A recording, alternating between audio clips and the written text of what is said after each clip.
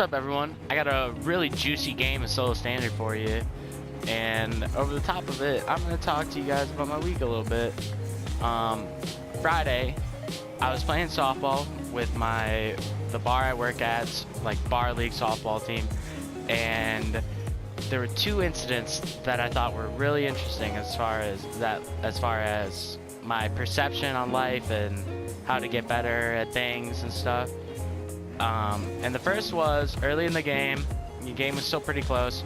I had a lazy ball hit to me in like center field, and it was, I mean, these are like 30 to 40-year-old people like just playing softball drunk, right? So like they don't run out and they don't like take off to second, but the like inner actual baseball player in me wanted to field the ball as quickly as possible, crow hop, and fire the ball to second to make sure that they never got to second base.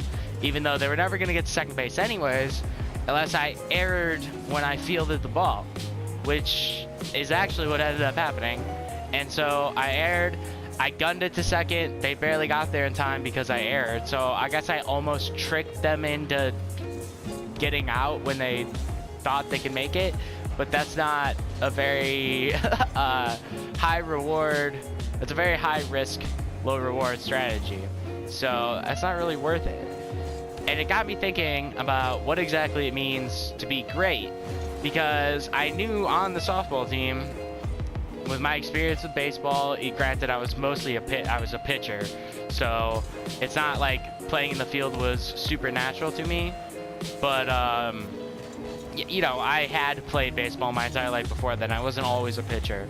And so it was weird because I felt like, you know, I have to be the best player on the team, but I can't really like create a big enough impact. A part of it was not really caring, but another part of it I realized was just trying to do too much. Like if you don't need to do as much as you need to do, like great people aren't just like, can't just do amazing things. They know when to do them. They know how to slow down the play and wait for teammates to become involved. And they know how to analyze where everyone is and see that there's space to hit the ball into or space to get a first touch. They don't just hit the ball really hard or like work really hard on doing ceiling shots or air dribbles. They like learn the game, the tendencies of the people and how people act, and really push themselves. I don't know. I hated it. On the okay, so the last inning, 2 outs, right? We're down by like 10 runs. There's no chance of my team coming back, and I slide into third because there's a force out play at third and the ball gets hit to the shortstop. So I figured that's where they were going, especially like in softball. Man, if that guy would have got a shot there, I would have blocked it. That was such bad movement. Sorry, I try not to talk too much about the game when I talk about this. I try to just let it be like my week when I do these Ratchat Rambles videos. But yeah, it was dumb, and that was kind of dumb too. I was just trying to get back. But anyways, so no outs. I slide into third base with shorts on, and I just rip up my legs. I did not get out, though. I did not get out at third. I was not the last out at third. And if you know anything about baseball, you know that that is a rule in any inning. Never be the first or last out at third, and especially in the final inning. But we were down by 10. 10. Why did it matter? Why did I try? What composed me to do that? What like animal inside of me took over and made me slide into the base? I knew I was running down the baseline saying there's no way I slide. If I'm out, I'm out. I don't care. And then I really felt like there was a throw coming in, so I slid. Why? It's so weird.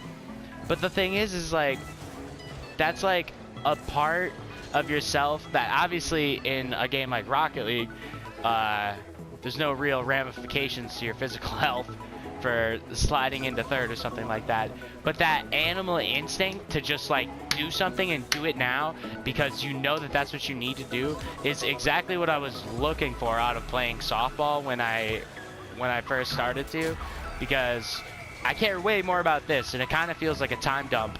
But at the same time, it does remind me of some like real life raw emotions that I've experienced throughout my whole life, and it like being able to tie those back into Rocket League again feels really good.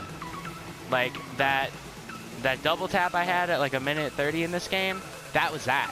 That was that pure animal instinct just coming out. I banged it. I knew he was gonna save it if I shot it. I hit it as hard as I could into the wall, and I followed it up as fast as I could without even thinking.